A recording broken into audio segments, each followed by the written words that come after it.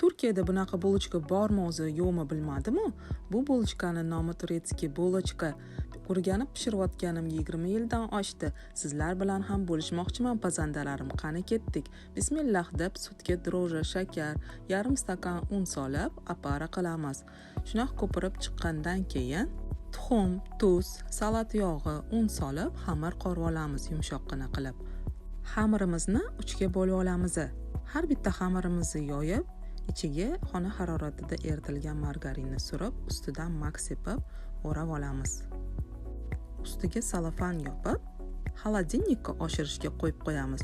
Ha, to'g'ri eshitdingiz. Xolodilnikka oshirishga qo'yamiz 2 soatga. 2 soatdan keyin olib, oshgan xamirlarimizni yoyib, rogalik shaklida beramiz. Duxovka listiga terib chiqamiz va 30 minutga ustini sochiqda issiqroq joyga yopib oshirishga olib qo'yamiz yarim soatga. Yarim soat o'tgandan keyin qizib turgan duxovkaga qo'yamiz. O'rta olovda qizarguncha pishirib olamiz. Ungacha siropini tayyorlab qo'yamiz. Shakar bilan suvni idishga solib 10-15 minut qaynatamiz. Bulochkalarimiz bu orada pishib chiqdi.